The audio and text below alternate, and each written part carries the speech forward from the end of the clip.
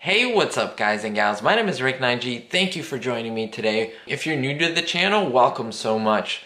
Whatever you like on my channel, whatever you enjoy watching, I truly appreciate your support. And today we're going to be talking a little bit about journey through aviation and flying and so forth, but I want to hone into one specific topic that I think could impact all of you or could help all of you in some type of way.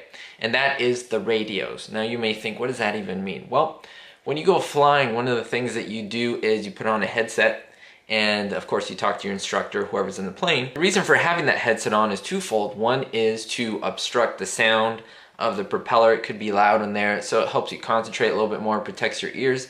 And second, it is a communication system with the control tower. Basically, they let you know what is safe, where it's safe to fly, and they give you things like weather information, all these great things that basically make you fly safer. And so I wanted to tell you a little bit about radios and why I was terrified. Now hopefully you don't think I'm exaggerating here. I was terrified of doing radios. I used to be a high school teacher and I had no problem speaking in front of groups of people. I actually enjoyed it. It was kind of a rush, and then when I started doing it, it was amazing. It was really fun. But talking to one person that I couldn't see, kind of like on the phone, I've never been really a fan of phone calls. And so maybe it was a link there, but also just being able to know this new lingo. So number one, the fact of talking to someone that I don't know who it is, it's just there's some way, they're off in a tower while I'm in a plane somewhere. That was the number one thing that just was frightening for me. Number two, what else was frightening? Well, the new language. You don't just tell the control tower, hey, I want to take off. Like, you don't speak like that. There's a special language you use in aviation. It is kind of coded. You could probably decipher it, but there's a formula. You need to start with who are you talking to. So in this case, for me, it would be Santa Monica ground when we're on the ground. And then you have to identify yourself. So I am in a light sport. So it's a sport cruiser, so you would say Santa Monica ground, light sport, 801 Papa Sierra, basically the identification number of the plane. And so after that, you have to tell them where you're at. Santa Monica Flyers, or if you're on the taxiway, or if you're holding short of runway 21, whatever it is, you let them know. And then after that, what do you want to do? Do you want to take off? Do you want to land?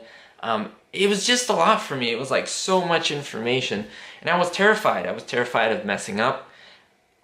This is also a radio frequency that all the other pilots in the area can hear. So I was like, I'm gonna mess up and people might hear me, and then what are they gonna think? Well, I want to tell you, what does this have to do with you? Because some of you, probably most of you, are not pilots. Maybe some of you are, I don't know, because a lot of people watch my channel, but regardless, it doesn't really matter. I think this is helpful for all of us. It's a lesson that I learned that I want to pass on to you, and that is maybe applying it in your case. You might be someone who is scared to ask someone on a date. Maybe you're scared to confront someone at work. Maybe you have a final that is coming up. Maybe you haven't talked to someone in a long time. You should really reach out to them, but you just don't want to do it because you're frightened, you're terrified. I'm just listing a few things. Maybe you're terrified to speak to people. You have social anxiety. Maybe you're depressed. All these things, we all have problems, we all have issues. But I think for me, this one was kind of a metaphor, because it was speaking to who I was. Why was I so upset or terrified of talking to someone in the tower? Someone who I never met, someone who couldn't care less if I messed up or not. In essence, that's their job, and so if they didn't understand, they would just ask again. I was learning, so why was I so hard on myself? Well, I think this will give you good insight. I think my fear was messing up. That was the main thing, and being made a fool out of everyone. But then I thought to myself, wait, am I the first person to ever mess up if I do mess up? And I was like, well, no, of course not. There are people hundreds of years ago that messed up when they were studying, and there are people now who are messing up, and there will be people in the future. So I'm just one of the bunch.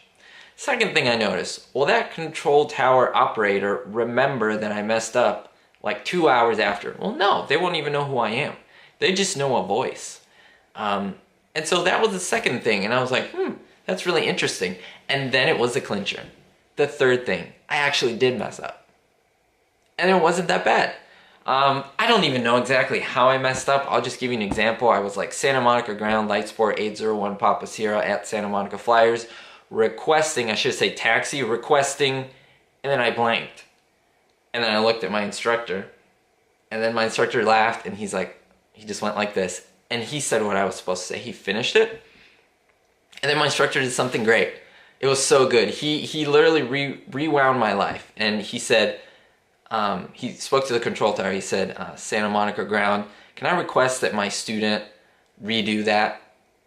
And then the person kind of giggled, the person in the control tower, and they said, well, of course. Ask your student to do it. Like, he responded like that, and I was like, whoa. And then I did it. Instantly, my fear melted away. My fear melted away.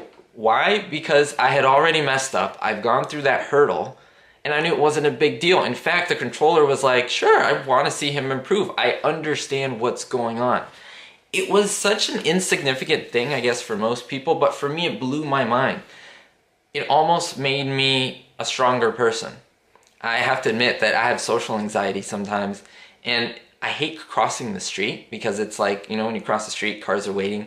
I would always get that thing where everyone's like looking at me. And then, like, with all this that was happening, I thought to myself, were those people remembering me later on? Oh, maybe, but most likely not. Like, why am I freaking out so much? And I don't know, it was just an aha moment of, it doesn't really matter that much. We're so hard on ourselves. Whether you need to talk to someone, and maybe that person, you make that leap, you talk to that person, and it goes great. What if it doesn't go great? What if it goes horribly? What's the worst that can happen? It goes horribly, and then guess what? You're over it in like half an hour. That person will move on, you will move on, and then maybe you'll be having lunch or dinner right after. It's not a big deal. This is the message of this video. It's not a big deal. Don't be so hard on yourself if you mess up. It's really interesting because I didn't think that, like, going into aviation I would learn all these lessons, and this thing was so big that I needed to make a video on this. So if ever you're terrified of doing anything and you need to do it, and you know you need to do it, it's a good thing, obviously, and we're not talking about crazy stuff. We're talking about things that are normal that you're just maybe a little bit scared or a little bit frightened to do. Do it. The best that can happen, it goes through, it's what you want, and you succeed. If you fail, you did it, meaning you conquered the fear of doing something that you're afraid of. So hopefully this means a lot to you. Now I talk to the tower, and even if I mess up, like, I don't care. Like, it's not a big deal. And literally, my feet were on the pedals. My feet were like vibrating before I was talking to them. Like, they were uncontrollably spasming out because I was so nervous. And so hopefully this helps you out, guys and gals. I don't know whether you're into aviation or not. Let me know what your thoughts down below. Have you ever had a situation where you were just frightened, you're really not wanting to do something, and then you did it, and then maybe you felt better? So hopefully if you're in this situation right now, please go and do whatever you gotta do. Again, we're talking about positive, great things here, but something that maybe you're afraid to do because of the result. Don't worry about the result. Just go and do your best, and then adjust. Let that make you a stronger person. All right, guys and gals, if you want to see more videos like this, where I tie aviation or give you lessons on aviation, just give you my experience, just let me know. It would mean a lot. We'll see you next time, guys and gals, and don't forget, be hopeful. Only if you go with someone. So when you hear with another episode looking at my journey through my private pilot's license. Yes, private pilot's license.